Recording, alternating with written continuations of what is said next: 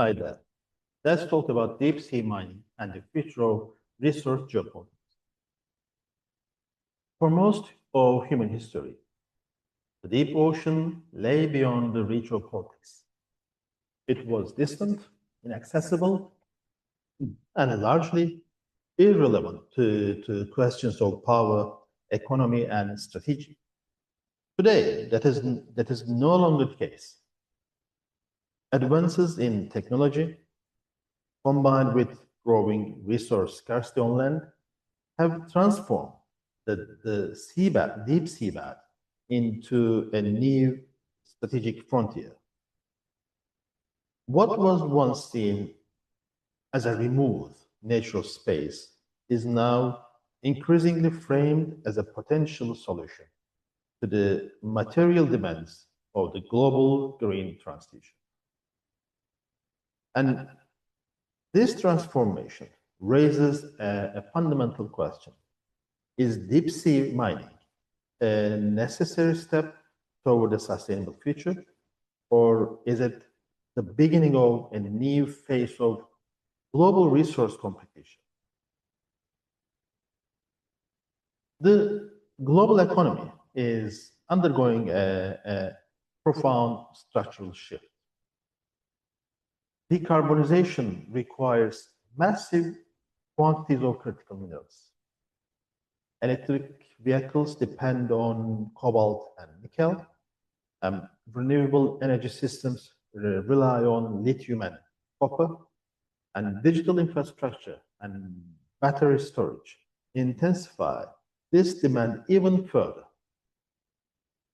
According to projections by the International Energy Agency, demand for lithium alone could increase by up to 40 times by 2040. And comparable increases are expected for cobalt, nickel, and copper.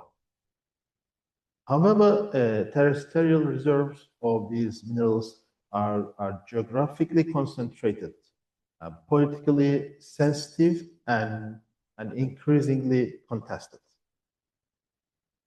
And as a result, states and corporations are searching for alternative sources. And this search has directed attention downward to the deep ocean.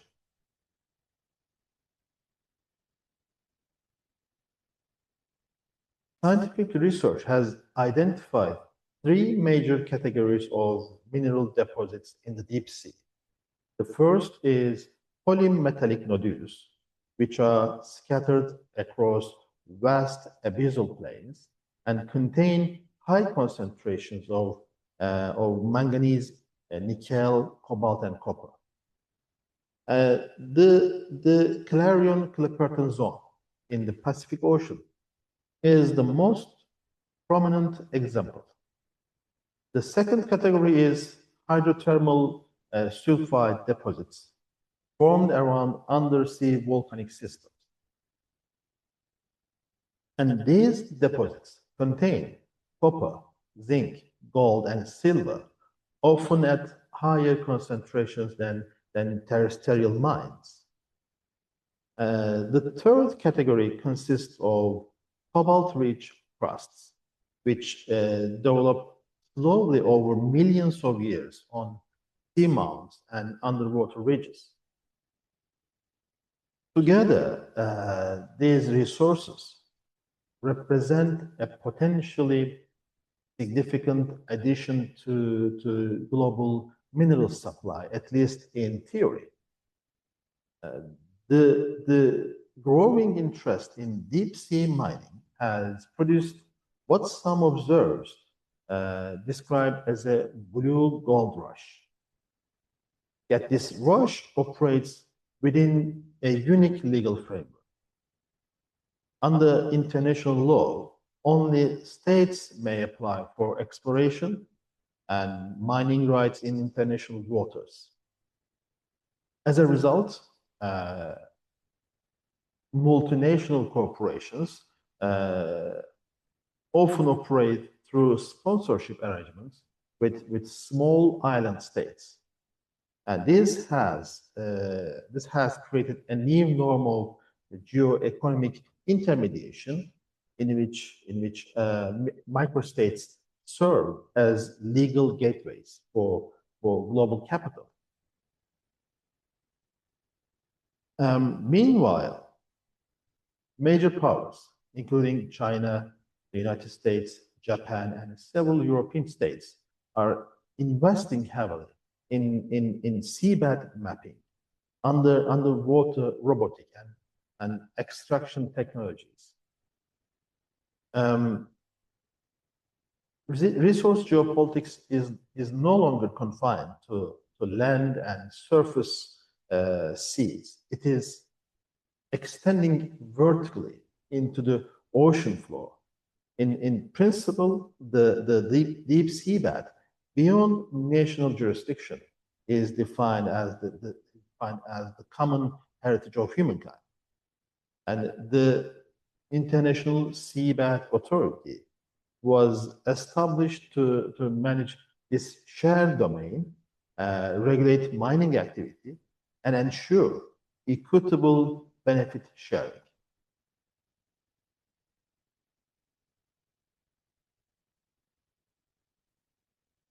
However, in practice, governance remains highly contested.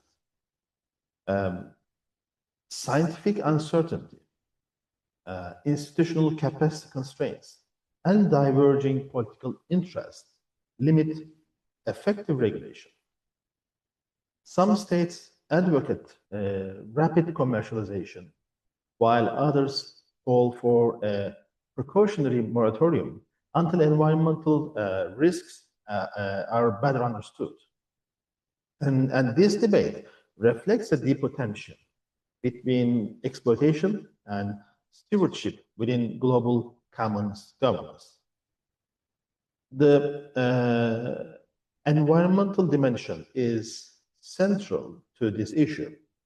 The deep ocean constitutes the largest ecosystem on Earth, yet remains largely unexplored.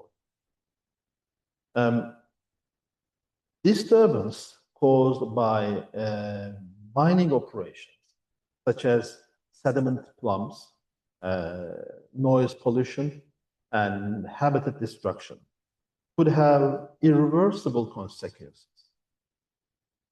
And recovery times, where recovery is possible at all, are measured not in decades, but in millennia. And this raises a striking paradox. Technologies promoted as essential for environmental sustainability may cause long-term damage to one of the planet's most fundamental ecological systems. Deep sea mining also has clear strategic implications. I mean, China currently holds more exploitation, more licenses than any other country, and has invested extensively in deep sea research and extraction technologies. Given its existing dominance in refining of critical minerals, it has raised concerns among Western policymakers. Control over mineral supply chains increasingly translates into technological and geopolitical leverage. In this context, deep sea mining becomes not only an economic issue, but also a matter of national and strategic security. The competition is not limited to the Pacific. In the Arctic, Norway has authorized exploration for seabed minerals within its jurisdiction, citing Europe's green transition. Meanwhile, Russia views the region as a strategic resource frontier and is expanding its northern capabilities. As polar ice recedes, the geopolitics of the Arctic and the deep seabed are becoming increasingly intertwined. There is also a normative dimension.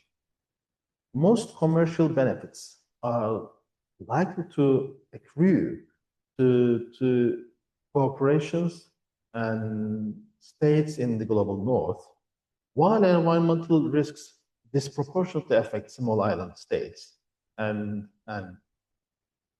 coastal communities. Critics describe this dynamic as blue colonialism. Which is the continuation of extractive patterns under a new environmental narrative.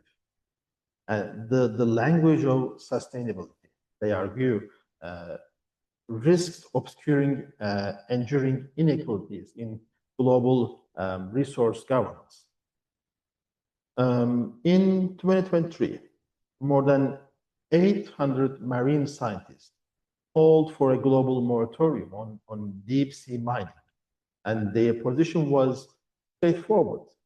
The scientific knowledge is insufficient to justify irreversible intervention. And that brings us to the central dilemma. Deep sea mining forces a confrontation between technological ambition and ethical restraint, between economic necessity and ecological responsibility, between short-term solutions and long-term planetary consequences. Ultimately, the question is not whether deep sea mining is technically feasible. The question is whether it is politically justifiable and morally defensible. Because the decisions taken today will shape not only future energy systems, but humanity's relationship with the last great commons on Earth. Thank you for watching and listening.